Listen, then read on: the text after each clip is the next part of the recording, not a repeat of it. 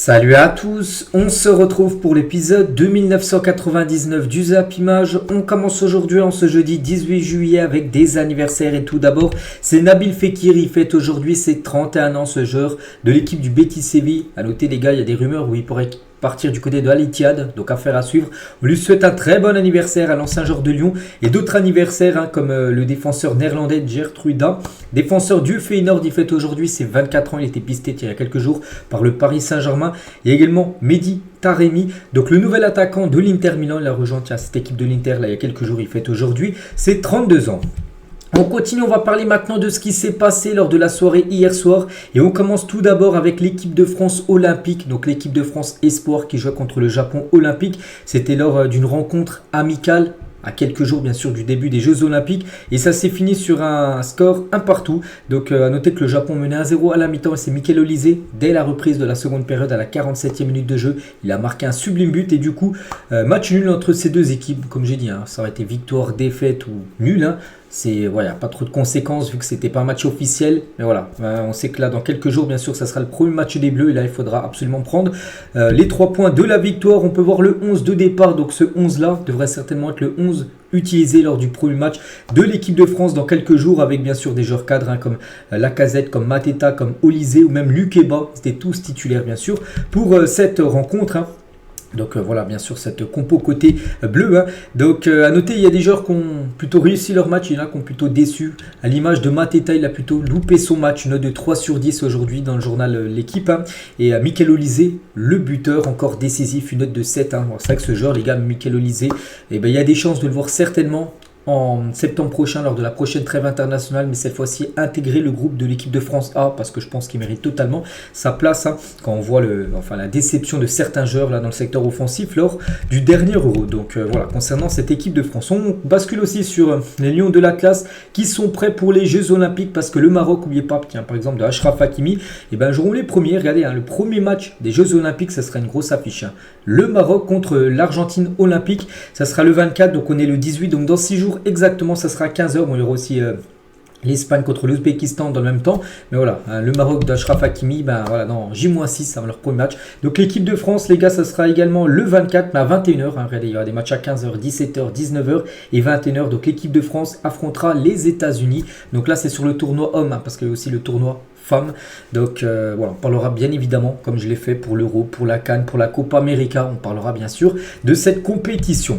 On continue les gars, on va parler d'un match amical, c'est Tottenham qui joue son premier match amical, c'était contre Hertz, je ne sais pas trop c'est une équipe où, bon certainement soit en Irlande, je ne sais pas, peut-être en Écosse, bref ils ont gagné 5, voilà cette équipe de Tottenham avec quoi on peut voir 5 buteurs différents lors de cette rencontre. On continue les gars, on revient nous sur l'affaire Enzo Fernandez qui a beaucoup fait parler là ces 2 derniers jours et Mike Maignan sort du silence.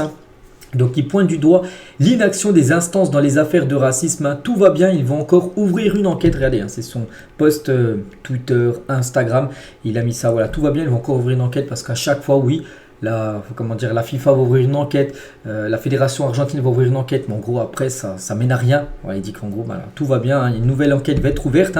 Donc bien sûr, lui ça passe pas du tout aussi ce qu'a dit et ce qu'a chanté les joueurs de l'Argentine après leur sacre en Copa América. Et plusieurs joueurs de Chelsea sont choqués par les propos racistes d'Enzo Fernandez, pas seulement les Français, parce que bien sûr il y a les Français qui sont visés parce que de base c'était contre les joueurs de l'équipe de France, et aussi d'autres joueurs de Chelsea aussi où ça passe pas du tout. Donc Chelsea a pris des sanctions en interne suite aux propos racistes d'Enzo Fernandez et la FIFA, les gars, a également ouvert une enquête, comme on parlait juste avant où il disait tiens ils vont ouvrir une enquête, mais la FIFA a bien ouvert une enquête, regardez officiel, la FIFA a ouvert une enquête sur le champ raciste des joueurs argentins après le sacre en Copa América, ils vont devoir répondre à ça tout simplement. Donc Enzo Fernandez, d'autres joueurs et aussi la fédération argentine va devoir répondre à tout ça. Et concernant les joueurs, les gars, de Chelsea qui ont unfollow, c'est-à-dire qu'ils ne suivent plus Enzo Fernandez sur Instagram, il y en a pas mal, c'est les Français comme Wesley Fofana, comme Axel Disasi ou Malo Gusto, mais d'autres joueurs, les gars, comme Romeo Lavia, un joueur belge, ou même David Datro Fofana, un joueur ivoirien. Et regardez, lui, il a réagi aussi sur son compte Instagram. Donc David Datro Fofana, notamment coéquipier d'Enzo Fernandez à Chelsea, prend à son tour la parole sur Instagram. Le football que moi j'aime est multi ethnique, hein. Le racisme sous toutes ses formes devrait être condamné de la plus grande forte des manières. Donc voilà, lui aussi bien sûr il a une follow. Donc comment dire, Enzo Fernandez, j'ai hâte de voir le retour d'Enzo Fernandez du côté de l'entraînement du côté de Chelsea. Pour voir, parce que là il va devoir répondre à tout le monde, hein, bien sûr, parce qu'il y en a beaucoup qui vont l'attendre, hein, par rapport à ce qu'il a fait, hein, lors de cette Copa América, enfin surtout après la finale. Et du côté de l'Argentine, donc eux ils essayent de sauver, on peut dire, Enzo Fernandez comme Javier Mascherano, donc c'est un ancien joueur bien sûr de l'Argentine, c'est lui qui est le coach de l'équipe espoir de l'Argentine, hein.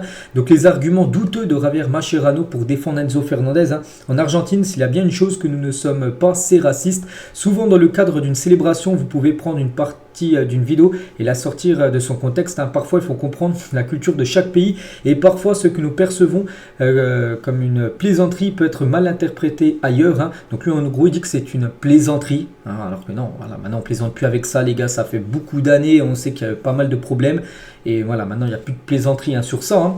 Enzo a fait savoir qu'il s'excusait et parfois les gens essaient de rendre les choses plus grosses, hein, qu'elles ne le sont, hein. Pour lui c'était un truc minime, mais non les gars, hein, si ça c'est un truc minime, c'est ouvert à tout, hein. Donc voilà, lui bien sûr il défend totalement Enzo Fernandez, hein, qui prend la foudre là partout, hein, que ce soit sur les réseaux sociaux ou même il a vu, hein, que ça allait très loin, et heureusement que ça allait très loin, et on espère des sanctions, hein, contre le joueur de l'Argentine. Voilà ce qu'il y a à dire, hein, sur cette histoire. Je pense qu'il n'est toujours pas fini, hein. Ça fait déjà 3 jours d'affilée que j'en parle. Dès que j'ai de nouvelles infos, j'en parlerai lors des prochains jours. On bascule les gars sur toute autre chose. On va parler maintenant de Kylian Mbappé sous ses nouvelles couleurs. On sait, hein, c'était avant-hier sa présentation à midi, hein, du côté du Bernabeu, et depuis bien sûr il a fait quelques photos, hein, Kylian Mbappé, où il a fait des jongles. Cette fois-ci on voulait le voir lors de la présentation faire des jongles. Non, il n'en a pas fait. Il a préféré jeter des ballons en tribune. Bon, il faisait ce qu'il voulait. Mais là, par exemple, pour la présentation en interne, on peut dire du côté du Real, pour les photos officielles avec le nouveau maillot. Donc là, il a fait quelques jongles, voilà, quelques photos de Kylian Mbappé. Et Mbappé, hein, quand même du côté du Real Madrid, même s'il touche moins d'argent que du côté du PSG, c'est quand même historique, hein, parce que Mbappé sera le joueur le mieux payé de l'histoire du Real Madrid. Donc 5 saisons, hein, c'est un contrat de 5 ans, on le sait, hein, jusqu'au 30 juin 2029. 110 millions d'euros déjà de prime à la signature, vu qu'il vient gratuit. Donc le Real, c'est comme si en gros il achetait 110 millions d'euros. Mais au lieu que ça revienne dans les caisses du PSG, et ben ça vient dans les caisses, de la portefeuille de Kylian Mbappé directement. Donc un salaire annuel net de 15 millions d'euros par an. Et surtout, ce qu'il a très bien fait Kylian Mbappé, c'est les droits à l'image. Et surtout lui, qui est une superstar, les gars, hein, qui vend beaucoup de maillots, tout ça. Il a négocié 70% de ses droits à l'image. C'est le plus haut taux pour un joueur du Real Madrid. Hein, souvent, c'est le Real Madrid qui dit combien de pourcentage. Il y en a, ils sont à 20-30%, lui à 70%. Et ça, bien sûr, ça rapporte encore plus d'argent, les gars, que les 15 millions en salaire. Hein, quand on sait le marketing autour de Kylian Mbappé, 70% de ses droits à l'image, ça va être le jackpot, hein, pour Kylian. En plus de ses 110 millions d'euros, bien sûr, à prime de la signature, en plus de son salaire, en plus d'autres de sponsors qu'il a en dehors du football, bien sûr, hein. Donc bonus également en cas de ballon d'or et autres titres, hein. Donc s'il gagne le ballon d'or en tant que joueur du Real Madrid, il touchera également une prime, un bonus, on peut dire, Kylian. Donc voilà, bon, c'est moins qu'au PSG, hein, bien sûr, son salaire. Mais voilà, il va toucher quand même beaucoup d'argent du côté du Real, hein. Et Mbappé, les gars, ne fera pas la pré-saison avec le Real Madrid. Le Français devrait faire sa première apparition avec le Real Madrid le 14 août prochain, tiens, dans moins d'un mois, hein. Ça sera pour la Super Coupe d'Europe face à l'Atalanta Bergame, le vainqueur de la Ligue des Champions contre le vainqueur de l'Europa League. Ça sera en Pologne, hein, cette rencontre. Et il devrait jouer ce premier match-là et peut-être premier trophée. À l'image d'un joueur, les gars, que j'ai en tête, Toni Kroos, les gars, il est arrivé au Real en 2014, super coupe, il avait gagné directement, bien sûr, son premier trophée lors de ce premier match, et Toni Kroos avait terminé sa carrière au Real sur un trophée, hein, la Ligue des Champions. Donc lui, il pourrait peut-être faire pareil, commencer déjà avec un trophée en remportant la Super Coupe d'Europe, à l'image, hein, de Toni Kroos qu'il avait réalisé il y a 10 ans. Toujours avec Kylian aussi par rapport à son nez, hein, on sait qu'il s'est fait casser le nez lors de l'Euro, donc qu'est-ce qu'il va, il va se faire opérer ou non, hein. Donc normalement, il ne devrait pas se faire opérer d'après les dernières infos. Les premières analyses des médecins madrilènes suggèrent que le nez de Kylian n'aurait pas besoin d'être opéré, même s'il y aura des contrôles réguliers pour voir si tout va bien. Donc du coup, pas d'opération, hein. Donc son retour de vacances est attendu le 8 août prochain pour être disponible le 14 août, hein, contre l'équipe de l'Atalanta Bergame. Donc concernant ce match, je pense pas qu'il sera titulaire, hein, parce qu'il aura seulement une semaine d'entraînement alors que les autres auront joué toute la pré-saison, mais on le verra jouer bien sûr cette rencontre, hein, si tout va bien pour Kylian. Et toujours tiens avec la famille Mbappé et Faiza Lamari, donc la mère de Kylian Mbappé, elle a dit, hein, donc aujourd'hui Kylian est à Madrid et on ne peut non seulement remercier Monaco mais aussi Paris, hein. C'est quand même le PSG qui lui a fait confiance à 18 ans. Ils sont partis le chercher, le Paris Saint-Germain en 2017 à Monaco, hein. et qui a mis cette somme de 185 millions d'euros sur un joueur de 18 ans. Ah, c'est quand même exceptionnel. Il aura bien rendu Kylian Mbappé du côté du PSG. Oui, bien sûr, meilleur buteur de l'histoire du club. Après, bien sûr, Mbappé, ce qu'on lui reproche surtout du côté du PSG, c'est que lors des très grands matchs, alors des matchs qui comptent surtout en Ligue des Champions, bon, il a répondu quelques fois présent, mais voilà, sur 10 matchs en moyenne, peut-être 2 il a répondu présent, et sur 8 autres, il a été fantomatique. Là, les deux demi-finales contre l'équipe de Dortmund, il n'a pas été là. La saison dernière, ça avait été qui? Ça avait été le Bayern en 8e, où ils avaient été éliminés, le PSG. Un match aller, match retour, aussi pas bon. Contre le Real, il y a 2 ans, où il avait marqué le match aller. Le match retour aussi, il avait marqué, mais bon, c'est l'équipe qui n'avait pas suivi. La finale Ligue des Champions contre le Bayern en 2020, où il fait une passe à Neuer, où il a 4 mètres devant Neuer. Donc voilà, c'est plein de grands matchs où... pour basculer dans le très grand joueur, dans le très très grand joueur du PSG, il n'a pas réussi à être décisif, on peut dire Kylian, mais bon, il a quand même bien rendu, bien sûr, tout ça à Kylian. Toujours avec lui et toujours avec sa mère, donc Faisal Amari indique aussi qu'elle n'hésitera pas à aller au tribunal si le PSG refuse de verser les derniers salaires de Kylian Mbappé. J'en ai parlé ces derniers jours, que Mbappé, depuis je crois que c'est le mois de mai, il n'a pas reçu ses salaires. Normalement, voilà, quand tu travailles, ton patron doit te verser tous les mois ton salaire. Donc lui, il n'a pas reçu son salaire. Donc elle a dit, s'il ne verse pas les salaires, le Paris Saint-Germain, en plus, sont dans l'obligation. Et ils iront au tribunal, la famille Mbappé. Attention, le PSG pourra avoir de lourdes sanctions. Si nous n'avons pas d'autre choix, oui, nous irons au tribunal. Bien sûr, maintenant, j'espère vraiment que le contrat que nous avons signé il y a 2 ans sera respecté. Voilà, parce que le PSG lui doit de l'argent. Donc voilà, on peut comprendre bien sûr que ça peut se finir au tribunal.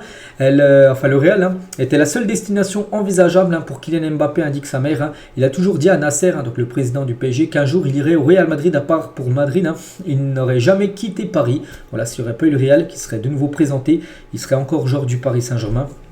Kylian Mbappé, toujours avec elle, donc le Real est le plus grand club du monde. Un mardi, lors de la présentation, j'ai senti la différence par exemple avec le PSG. Le Parc des Princes est extraordinaire, mais quand on arrive au Real Madrid, on sent le poids de l'institution du côté du club. Donc oui, voilà, on va pas se mentir les gars, l'histoire du Real, l'histoire du PSG n'est pas la même bien sûr. Voilà, si on voit les Ligues des Champions, 15 pour un club, l'autre club toujours 0. Oui, le poids n'est pas le même. Après, on espère que le PSG arrive enfin à dénicher et décrocher sa première Ligue des Champions très prochainement. Toujours avec la mère de Mbappé sur un possible manque d'humilité de Kylian Mbappé. Donc la carrière de Kylian ne serait pas celle-ci s'il avait manqué d'humilité, s'il avait pris en gros la grosse tête, même s'il y en a qui pensent qu'il a pris la grosse tête depuis quelques temps. Il arrive avec humilité à Madrid quand il dit qu'il joue à gauche, à droite ou aux 3 postes de devant. C'est ce que ça signifie en gros, qu'il ne veut pas prendre la place de Vini et les gauches, tout ça. Non, il vient. Et en gros, c'est lui qui va s'adapter au Real Madrid. Et c'est que j'ai l'impression que c'est plus Mbappé qui a besoin du Real pour par exemple gagner un Ballon d'Or ou la Ligue des Champions que le Real a besoin de Kylian Mbappé. Parce que le Real, on peut voir qu'il gagne déjà des Ligues des Champions sans Kylian. Donc eux, c'est juste un plus, on peut dire. Alors que Mbappé, lui, c'est un gros plus, bien sûr, de rejoindre cette équipe madrilène pour la progression, on peut dire, de sa carrière. Et toujours, et ça a fini après avec la mère de Kylian, et les mots de Faisal Amari sur Ethan Mbappé, le plus petit des frères.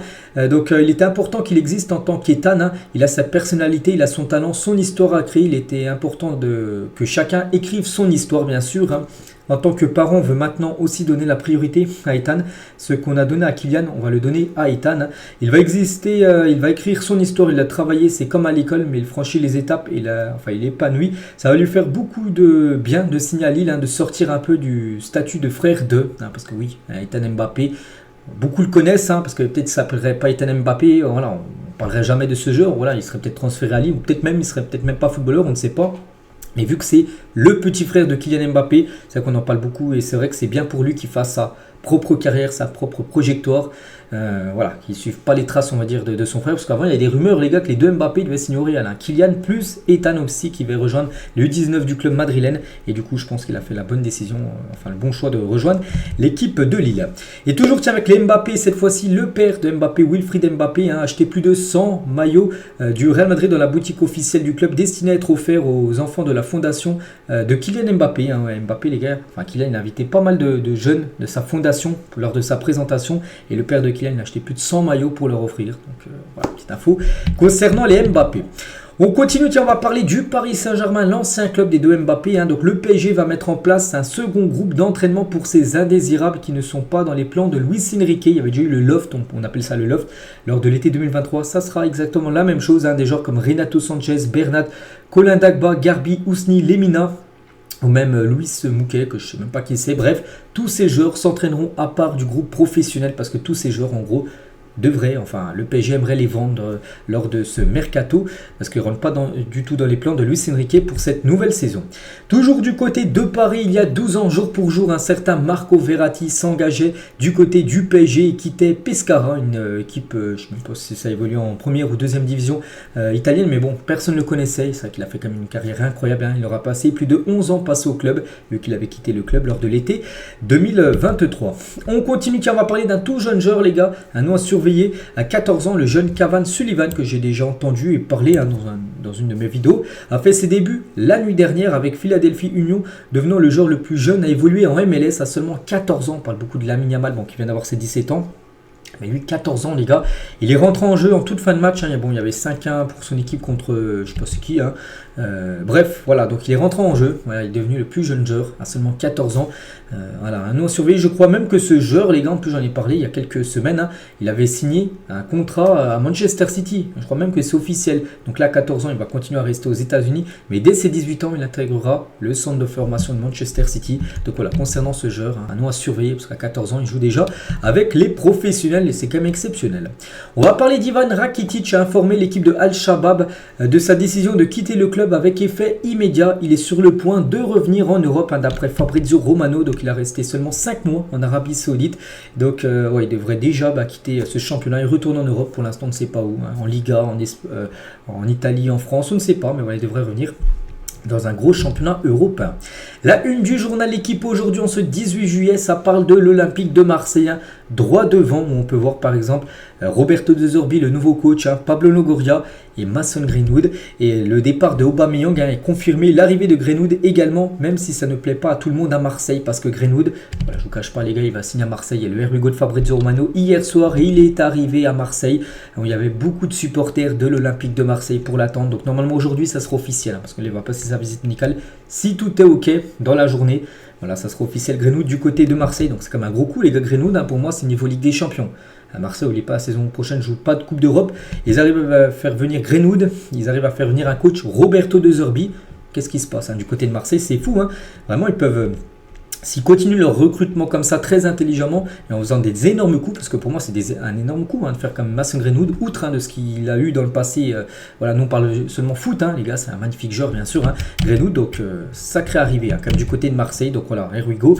De contrat de 5 ans quand même pour Greenwood du côté de l'OM pour un montant de 30 millions d'euros. Il deviendrait le deuxième joueur le plus cher de l'histoire de l'OM derrière Vitinha, hein, qui a quitté déjà Marseille pour retourner au Genoa. Bref, lui qui avait été transféré 31, Vitinha, donc lui ce serait 30 millions d'euros avec 50% à la revente. Donc voilà, tout est dit, hein, concernant Mason Greenwood, hein, qui devrait être aujourd'hui officiellement un joueur de l'Olympique de Marseille. Il avait été prêté à Retafe la saison dernière où il a fait vraiment une très belle saison. Donc c'est vrai qu'il peut que réussir, hein, du côté de Marseille quand on voit le talent du joueur. Toujours du côté de Marseille, c'est également officiel. Cette fois-ci, c'est un départ. Et c'est Aubameyang annonce son départ de l'OM sur Instagram. J'ai passé une année remplie d'émotions et je tiens à remercier tout le club, le staff, mes coéquipiers et nos supporters. Il a mis ce long message-là. Bon, je ne vais pas tout lire, mais en gros, voilà, il dit merci à Marseille. En gros, que c'était une magnifique saison. C'est qu'il a resté 1 an à Marseille. Et voilà, pour toujours aller à l'OM, je ne vous oublierai jamais. Donc voilà, c'est officiel. Il quitte l'Olympique de Marseille. De toute façon, sans douter, là, depuis quelques jours. Donc Aubameyang à l'OM, hein, c'est quand même 51 matchs, 30 buts et 11 passes D. Donc c'était une réussite total Aubameyang, hein, décisif sur 41 buts en 51 matchs. Oui, en tout début de saison ça avait été compliqué parce que je crois au bout de 10 matchs de Ligue 1 il a marqué un but seulement, hein, c'était surtout en Coupe d'Europe où il marquait pas mal et après il a commencé à marquer aussi, enfin en Coupe d'Europe toujours, mais aussi en Ligue 1 et on est fini quand même avec des stats comme ça. Oui, une grande réussite. Donc Aubameyang les gars devrait partir du côté de Al Qadsiya qui est peut-être, je crois, j'ai même entendu, le club le plus riche du monde, hein, parce que le propriétaire les gars il serait bon, riche avec le pétrole tout ça, hein, du côté de l'Arabie Saoudite. Et cette équipe d'Al Qadsiya monte la saison prochaine en première division saoudienne. Ils vont pouvoir lutter avec Al Nasser, Al Hilal, hein, pour remporter bien sûr le championnat. Donc voilà, Marseille va toucher quand même entre 9 et 10 millions d'euros pour le départ d'Aubameyang parce que en gros il avait encore un contrat de Marseille, enfin du contrat de Marseille, hein, il n'était pas en fin de contrat. Donc voilà, Marseille va récupérer quand même 10 millions d'euros dans l'opération bien sûr. c'est une belle somme d'argent. On continue avec João Neves, les gars, veut signer au Paris Saint-Germain, le jeune portugais, le jeune joueur de 19 ans qu'on parle comme depuis pas mal de temps, et lui veut venir vraiment du côté de Paris. Benfica a accepté que le club de la capitale n'allait pas lever la clause libératoire de 120 millions d'euros, parce que le Benfica, ils ont dit, voilà, nous on veut bien le vendre, mais vous levez la clause libératoire. Le PSG intéressé, mais voilà, le PSG a toujours refusé bien sûr de lever cette clause, qui est quand même très cher, 120 millions d'euros. Je trouve quand même que c'est surévalué le joueur. Donc un accord entre toutes les parties est espéré, donc bien sûr, la poire sera coupée en deux parce que le PSG avait proposé 70. On pense qu'un accord pourrait peut-être être trouvé aux alentours des 90 voire 95 millions d'euros concernant Neves du côté du Paris Saint-Germain. En gros, lui, il a le même style de jeu que Vitinha. Ça va peut-être, ils vont dire, mais ça sert à quoi? Tu as déjà Vitinha, tu ramènes un même style de jeu, mais voilà, ce sera deux joueurs complémentaires et voilà, dans la façon comment joue Luis Enrique du côté du PSG, je pense qu'il peut que réussir. Un autre joueur qui devrait débarquer du côté de Paris, c'est Victor Osimhen qui souhaite forcer son départ de Naples. Le club italien est intransigeant dans les négociations avec les autres clubs. L'attaquant nigérian serait prêt à ne plus aller s'entraîner, à boycotter l'entraînement pour pouvoir accélérer, on va dire, son départ. Le PSG est dans la course, mais n'est pas enclin également. Un peu à l'image de João Neves, le PSG ne veut pas payer 120. Donc là, le PSG ne veut pas payer les 130 millions d'euros de la clause libératoire de Victor Osimhen. Donc voilà, le PSG est intéressé, mais eux aussi, peut-être 100 millions, 110, j'en sais rien, mais 130 pour le PSG, c'est trop cher. Et regardez, d'après Fabrizio Romano, pour vous dire vraiment que, oui, regardez, que c'est chaud, parce que Victor Osimhen a dit oui au PSG, d'après Fabrizio Romano, quelqu'un, vous savez, très fiable. Donc maintenant, il faut trouver un accord, ce qui va être le plus compliqué entre le PSG et Naples par rapport au prix du transfert. Concernant Leniro, et ça c'est quand même une sacrée surprise. Bon, je pense que vous avez, ceux qui suivent un petit peu les infos foot, vous savez, il est à deux doigts de rejoindre l'équipe du Real et du coup, il va plutôt signer à Manchester United. Donc un contrat de 5 ans l'attend, 62 millions d'euros, bonus compris. Le Real Madrid ne souhaite pas s'aligner sur l'offre des Red Devils. En gros, le Real, bien sûr, c'était la priorité de Leniro. Vraiment, c'est le choix entre le Real et Manchester. Il sera allé au Real Madrid. Donc là, on se dit, mais pourquoi alors il va à Manchester? Parce qu'après, il y a Lille aussi, parce que Lille, c'est son employeur. Et le Real propose, je crois que c'est vers les 40 millions d'euros. Et Manchester en propose 62, donc 22 millions de plus. Donc bien sûr, Lille, eux, ils le vendent au plus cher, enfin ceux qui proposent le plus d'argent. Et c'est pour ça qu'il devra aller à Manchester, tout simplement. Donc voilà, les ventes du LOSC ces dernières saisons, bonus compris, donc il deviendrait la troisième vente la plus chère de l'histoire de Lille. Donc Leniro là, 62, ça va être ce prix-là. Et à Victor Osimhen, 78, qui avait été vendu à Naples. Et Nicolas Pepe, 80 à l'équipe d'Arsenal. C'est vrai que si on regarde sur ces, je sais pas, 5-10 dernières années, à Lille, niveau achat-revente, les gars, ils ont acheté des joueurs des fois pas très chers, ils les ont vendus très très chers, à l'image, je sais pas, tiens, certains de ces joueurs-là, voilà, qui ont été vendus après à mine d'or. Et Leniro passe actuellement sa visite médicale avec Manchester United. Voilà, il y a le Erwigo de Fabrizio Romano pour vous dire vraiment que tout s'est accéléré, vraiment dans la journée d'hier. Et là, normalement aujourd'hui, l'annonce officielle devrait intervenir. Donc il sera accompagné certainement de Lisandro Martinez, le cadre en défense, bien sûr, du côté de Manchester. Donc voilà, une défense pas mal, bien sûr, avec de l'expérience, comme Martinez, et la jeunesse, Leniro, tout jeune joueur de 18 ans, qui va débarquer du côté de la Première Ligue. On continue les gars avec le nouveau badge sur le maillot de l'Argentine, avec bien sûr ces 4 trophées remportés là sur ces dernières années, avec la Copa América, enfin 2 même Copa América remportées, la Finalissima et bien évidemment la Coupe du Monde 2022. Les Lyonnais sont arrivés en Autriche pour leur stage estival, qui est à Lyon là, pour préparer bien sûr cette nouvelle saison stage en Autriche. Et voilà, on peut voir par exemple Mama Baldé, et du côté de Lyon, on attend toujours l'annonce officielle de Miko Tadze. Miko Tadze, il a passé sa visite médicale hier, donc normalement là ça peut intervenir à tout moment, ça peut être aujourd'hui, je pense que ça sera aujourd'hui l'annonce officielle. On parle d'un transfert de 18 millions d'euros hors bonus, donc ça pourrait monter à 25 millions d'euros à peu près avec les bonus. Donc voilà, Miko Tadze devrait faire partie bien sûr de ce stage du côté de l'Autriche avec son nouveau club. Concernant Lamine Yamal, le joueur du FC Barcelone, donc il a choisi, c'est officiel, il a choisi le numéro 19 pour la saison prochaine avec le Barça. Donc pour ceux qui suivent beaucoup le Barça, vous dites mais le 19 c'est déjà Victor Roque. Oui, ça Victor Roque. Donc Victor Roque n'aura plus le 19 et surtout, ça montre tout simplement que Victor Roque la change de numéro. Ça montre que le Barça ne compte plus du tout sur Victor Roque. Ça sent le départ de Victor Roque avec Lamine Yamal. Récupère son numéro de maillot. Donc le 19, les gars, comme un certain Léo Messi. Bon, si on ne voit pas là. Messi, ses débuts du côté du Barça avec le 19 dans le dos, comme Lamine. Yamal, on espère la même carrière pour Lamine Yamal que celle de Léo Messi. Mais bon, on sait que ça va être très compliqué. On continue toujours du côté du Barça et c'est officiel également. Le Barça annonce que le fraîchement retraité Thiago Alcantara qui a annoncé sa retraite il y a à peu près une semaine, à 33 ans. Donc rejoint le staff d'Hansi Flick à partir de cet été. Voilà, c'est officiel, il rentre dans le staff en gros d'Hansi Flick qu'il avait côtoyé au Bayern Munich à l'époque. Donc il souhaite se former au métier d'entraîneur. Il aimerait avoir les bases tout d'abord avant de passer ses diplômes et participera à la tournée estivale aux États-Unis. Donc voilà, Thiago Alcantara rentre dans le staff d'Hansi Flick et surtout il va faire le pont aussi par rapport à la traduction parce qu'Hansi Flick ne parle pas espagnol, lui il parle espagnol, il connaît aussi la maison du Barça. Ce sera pour encore mieux l'adapter simplement Hansi Flick à ce nouveau club du FC Barcelone. Concernant Morata, donc il a bien signé son contrat avec l'AC Milan et s'est engagé jusqu'en 2028 avec une année supplémentaire en option pour l'instant. On n'a pas vu encore le communiqué officiel, mais ça aussi, ça peut intervenir à tout moment. Donc voilà, il va quitter l'Atlético. Donc un nouveau numéro 9 devrait débarquer à l'Atlético. On parle beaucoup de Suárez, l'attaquant de City. J'ai vu aussi que Gonzalo Ramos ou même Randal Colomoni, les deux attaquants du PSG, s'il y a Victor Osimhen qui arrive, je pense qu'un des deux pourrait partir. Et ben, il pourrait partir à l'Atlético peut-être pour remplacer Morata. Du côté du Real Madrid, le légendaire Luka Modric, et c'est officiel, prolonge son contrat d'une saison supplémentaire. Tiens, il est en fin de contrat actuellement, il était libre. Et puis du coup il vient de prolonger un an supplémentaire du côté du Real Madrid. Modric arrivé en 2012, donc il va rester jusqu'en 2025, il va rester plus de 13 ans au club. Donc 38 ans, va disputer une 13e année du côté du Real Madrid. Il va même devenir le capitaine numéro 1 de cette équipe. Voilà, il a mérité. Donc que dire enfin là, la saison qui vient de s'écouler, c'était Nacho le capitaine numéro 1. Lui il était numéro 2. Donc vu que Nacho est parti, donc c'est lui maintenant le numéro 1 en tant que capitaine du côté du Real. Le LOSC sera intéressé par Thomas Meunier. Le club lillois est actuellement en quête d'un latéral droit et cible tout simplement le joueur belge Thomas Meunier. Donc affaire à suivre. On va parler de Brest qui affrontera Naples, la Juventus et Newcastle cet été. Donc tout d'abord, ils ont 3 matchs la fin juillet. Avec des équipes par exemple de deuxième division française, que des clubs français. Puis après, ça sera les 3 derniers matchs pour eux.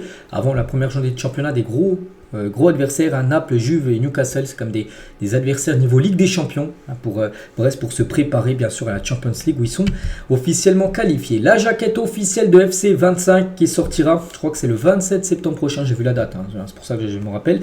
Donc voilà, ça sera pas Erling Haaland qui avait été sur l'édition, on va dire, précédente, ça sera plutôt Jude Bellingham, les gars.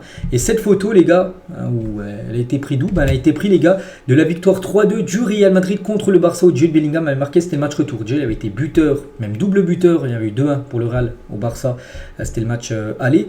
Et le match retour, donc 3-2, il avait été également buteur à la 91e minute de jeu, il avait fait cette célébration-là. Et en gros, cette célébration-là sera sur la jaquette, tout simplement, du futur FC 25. Officiel, le calendrier également du National qui vient d'être dévoilé par la FFF. On savait déjà le calendrier de la Ligue 1, Ligue 2 et la 3e division française, ça a été dévoilé. Bon, c'est vrai que c'est écrit en tout petit, vous allez sur Google, vous mettez calendrier national, vous le retrouvez, et voilà, toutes les journées ont été dévoilées. On continue, on va parler du Bayern Munich qui a un fort intérêt pour Brel Embolo, l'attaquant suisse qui a joué bien sûr l'Euro avec sa sélection et joueur de l'AS Monaco.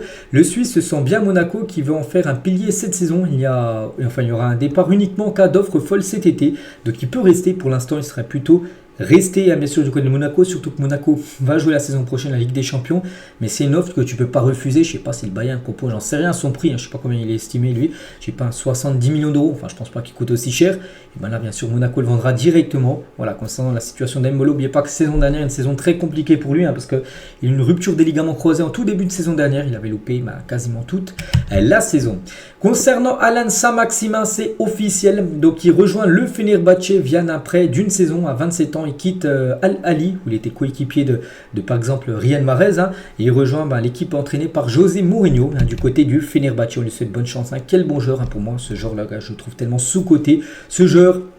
Je pense que maintenant je sais pas, mais il y a 2-3 ans, les gars, il aurait eu facilement sa place en équipe de France. C'est vrai qu'il n'a jamais été appelé par Didier Deschamps, c'est dommage. Donc on lui souhaite bonne chance du côté du Fenerbahçe. Concernant Marco Reus, qui avait joué son dernier match la saison dernière, lors de la finale de Ligue des Champions perdue contre le Real. Donc il avait annoncé son départ, bien sûr. Donc le Los Angeles Galaxy aux États-Unis est sur le point de conclure un accord pour la signature libre de Marco Reus. Quelques détails restants doivent être réglés pour finaliser, on va dire, la signature officielle de Reus qui devrait bien signer en MLS. Du côté du Bayern Munich, Adidas s'est dévoilé dévoile le nouveau maillot extérieur du Bayern, maillot domicile. A déjà été dévoilé, un maillot tout rouge qui est sublime. Et le maillot extérieur, voilà, c'est officiel, ça sera celui-là. Voilà, ça a été officialisé, très beau maillot pour cette équipe allemande. Du côté d'une équipe, le club de Latina, c'est une équipe de série C, 3ème division, dévoile ses nouveaux maillots inspirés de la Légion d'Ulysse de l'Odyssée. Bon, je pense pas que vous connaissez le club Latina, mais voilà, c'est surtout par rapport à leur magnifique maillot, le maillot domicile et le maillot extérieur de cette équipe en 3ème division italienne. Toujours du côté de l'Italie, mais cette fois-ci une équipe de première division, le Genoa FC où joue par exemple Vitinha, qui a été vendu par Marseille, lance son nouveau maillot domicile avec une campagne mettant en avant la Dolce Vita à Portofino en Italie. Voilà le nouveau maillot de cette équipe du Genoa. Toujours avec les maillots, bon ça c'est le maillot de la Juve, mais surtout le numéro de maillot pour Khéphren Thuram qui a rejoint officiellement la Juventus Turin, ça sera le 19 dans le dos.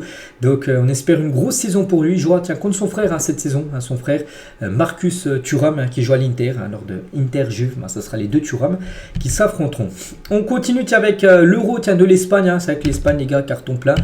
7 matchs, 7 victoires, c'est pareil les gars, seuls 2 teams ont réussi à faire un perfect on peut dire lors d'un grand tournoi, l'Espagne de l'Euro 2024 et le Brésil de 2002, pareil le Brésil les gars, 7 matchs, 7 victoires, donc déjà premier match a gagné 2-1 la Turquie qu'ils avaient affronté également en demi-finale de cet Euro, la Turquie ça était à 2 doigts d'une finale, donc ils avaient gagné l'Angleterre 2-1, ils avaient gagné aussi la Belgique 2-0 lors du 8e de finale, donc il y a eu un 4-0 aussi contre la Chine et un 5-2 contre le Costa Rica. Il n'y a eu que des victoires pour le Brésil, c'est que là c'était une autre génération, on sait que maintenant le Brésil galère à remporter des tournois. On continue, on va parler d'un match et c'est officiel, le match Belgique-Israël en Ligue des Nations le 6 septembre prochain, parce qu'oubliez pas, la Ligue des Nations, lors de la prochaine trêve, il y a un gros groupe avec la France, l'Italie, la Belgique et Israël sont tous dans le même groupe, 4 équipes, et le premier jour après la demi-finale de la Ligue des Nations, bref. Et donc il y aura un France-Italie, et dans le même temps il y aura un Belgique-Israël. Et le match Belgique-Israël en Ligue des Nations le 6 septembre prochain est délocalisé. Aucune ville belge n'a souhaité prendre le risque de recevoir le match. Le match devra avoir lieu du coup en Hongrie. Voilà, pour le match à domicile de la Belgique, ça devrait se jouer en Hongrie cette rencontre. Voilà. Une petite info concernant ce match, la France jouera également contre l'Israël lors du 3e match, puisque tout d'abord sera l'Italie, ensuite la Belgique, puis après lors de la prochaine trêve qui sera au mois d'octobre, ça sera Israël au programme. Sauf retournement de situation, Adrien Rabiot va quitter la Juventus Turin, le Français sera libre de signer où il le souhaite actuellement déjà. Il est libre, son contrat s'est fini le 30 juin dernier, il n'a rien prolongé et voilà, ce 18 juillet il peut signer où il le souhaite, il devrait pas, la Juve voulait le prolonger, lui il ne souhaite pas rester à la Juve, donc il peut s'engager où il le souhaite et surtout gratuitement. Rabiot, je pense qu'il peut intéresser quand même pas mal de grands clubs. On va parler des Girondins de Bordeaux, et Bordeaux les gars c'est une catastrophe parce que les Girondins de Bordeaux sont sur le point de disparaître parce qu'il y a de gros problèmes. Normalement, il doit y avoir un nouvel actionnaire, une nouvelle personne qui devait racheter le club et en gros, il s'est désisté. Et du coup, le dépôt de bilan est très proche pour Bordeaux. Énorme pessimisme au sein du club en gros, c'est-à-dire que ça sent pas du tout bon. Les gens ont été prévenus ces dernières heures. Le club est sur le point de disparaître et d'être dissous. L'équipe de Bordeaux ne serait pas une descente en National ou en National 2, non, ce serait, il repartira en Régional. Je ne sais pas quel niveau, ou 2 ou 3, bref, il descendrait, ce serait une catastrophe bien sûr pour Bordeaux qui est un club historique du championnat français de première division bien évidemment, donc voilà, ça sent pas du tout bon pour eux. Et le palmarès de Gérard Lopez en tant que propriétaire, donc fort endettement du côté de Lille, fort endettement du côté de Boavista, disparition de Mouscron, une équipe belge, et disparition très potentiel de Bordeaux.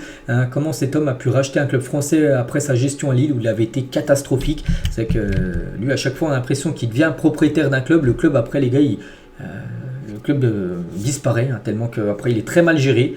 Lui enfin gros il fait n'importe quoi, même moi peut-être je ferais peut-être mieux que lui parce que voilà, lui à tout ce qui touche les gars ça se transforme en disparition.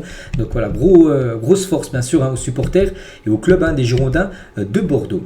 On va parler de John Textor sur la concurrence avec le PSG. Donc John Textor bien sûr propriétaire de Lyon, donc il a dit nous devons rivaliser avec le Qatar, donc le PSG en France.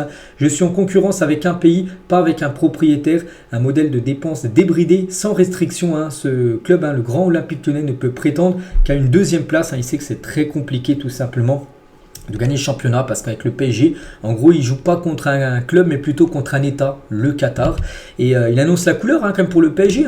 Donc j'espère que nous allons leur botter le cul et qu'ils auront une mauvaise année, en parlant bien sûr du Paris Saint-Germain. Donc voilà ce qu'il a pu dire.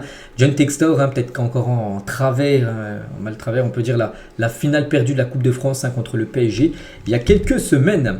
Ange Postecoglou, le coach de Tottenham, les gars, devrait figurer sur la liste des candidats envisagés pour devenir le prochain sélectionneur de l'Angleterre, parce que pour ceux qui n'ont pas suivi l'épisode hier, je vous le dis, Gareth Southgate, c'est officiel, n'est plus l'entraîneur de l'équipe anglaise. Il est en place depuis 2016.